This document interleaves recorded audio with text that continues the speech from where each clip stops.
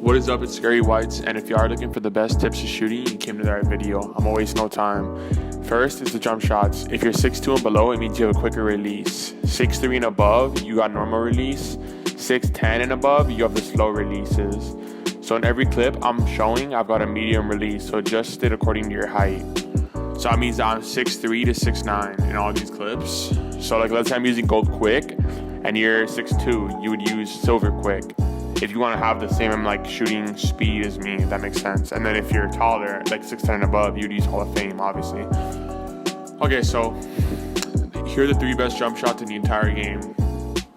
38 is best for spot up builds. This is the secret of shooting with any build, but even though it is fast, it is a bit of an awkward shot when you're shooting it off the dribble, so stick to catch and shoot with it. 98 is the best shot if you're a ball handler and you have to do that hezzy 3. I would use just straight greens with that. But what I noticed is everyone who uses 98 bricks catch and shoots. So I mean, you'd want to just stick to, if you're spot up build, stick to 38, and if you're a dribbling build, stick to 98 because that thing's cash. And if you're a little bit of both, let's say you're like you got like a 70, 75 plus 3, and you have like a little bit of a ball handle, you get like the pro dribble moves, I'd definitely use Curry. Curry is a mix of both because Curry can catch and shoot and it can shoot off the dribble, but I just feel like it can't catch and shoot. If you're, let's say you're like a 53-point rating, right? I don't think you could use Curry and get by the same way you can use 38 and get by with it, if that makes sense. So if you're limited in badges, you want to use 38 for sure. And then if you have a lot, use Curry. And if you're a dribbler, use 98, just for a little rundown on that. Alright, so if you're a PG, using 98 is pretty simple. Try to shoot mainly off some sort of step back, because if you're spotting up, it's straight up bricks if you spot up with that jump shot. I feel like it's way too fast off the catch, so I would just stick to it off a hezzy. And then most of these tips apply to non-shooting builds. By that I mean builds who have like 47 to 65 3. So the first tip, pretty simple. I mean like the first main tip, because I guess jump shots is the tip, but whatever. Taking off your shot meter. I got nothing else to say with that. Simplest tip in the game. If you still shoot with a meter in June 19, how do I tell you? I mean, I could just tell you're broke. I don't play with people who play with meters. I mean, rarely will I play with someone that has a meter on, unless you're like a center. But if you're a shooter, you should not be using a meter. Second tip is the jump shot boost. You want to go to the stand. It's in between the cages. And it's in between the cages and the wheel spin.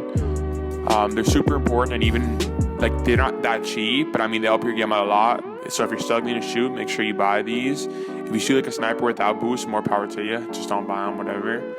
The third tip, which not everyone sleeps on. I feel like a lot of people know about it too, but people don't really be focusing on these. I check these like every single game I play on my spot up builds. It's hot zones. They're super important. You need to make sure you have those on spot ups and any build, to be honest, because you should try shooting with all hot zones and shoot with them. Because remember, you're using Hot Zone Hunter, the badge too. I'm assuming you're using that as a shooter. So that just helps you even more in your hot zones. And if you have a cold zone, I know damn well you're bricking all your shots. So the fourth tip that not a lot of people talk about is probably badge allocation. You need to make sure you're putting your badges in the right spot. Let's say you make the pure lock build. You want silver quick draw and bronze a silver hot zone. If you make a good shooting build, you want to do your badges in order of quick draw first. So you can go, let's just say gold quick draw. Then you got to go Hot Zone Hunter / range. If you're a corner build, that is, range extender does not apply to you. You want to just go Hot Zone. And then Dead Eye, because when you get contested, even if it's like a 5%, you don't want that to affect your shot in any way. Corner Specialist. And then I would say last out of those, 6, would be Green Machine. Because if you're a good shooter, you do not need Green Machine. Hall of Fame. People be putting it Hall of Fame for no fucking reason. It's so weird. I would just leave it on bronze if you got 75 plus 3. And 2K Lab said if you have 75 and under, don't even put it on at all. Because for it to even activate, you need to take 3 shots, 3 threes. Because once you hit 2, that badge will activate on your third one. I mean, as a spot up, you're barely shooting 2 threes a game. I mean, that's the experience I've had with my spot up. Unless you're like some hash spot up with 24 badges, then you could put that on, whatever.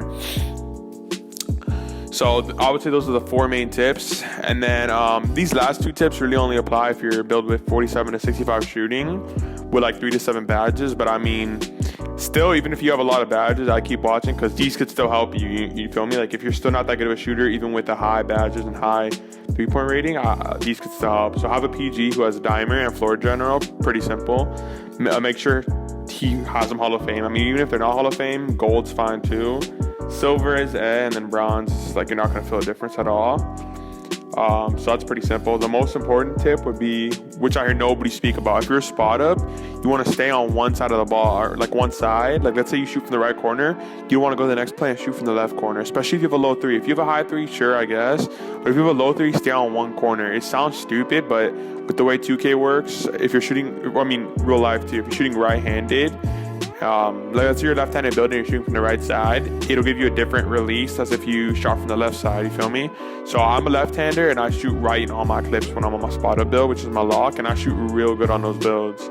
So I always just stay on the right corner, and I don't need to change because I have like I tell my pro, my friend's on the left corner, so like we're chilling because I could just stay right and he could stay left.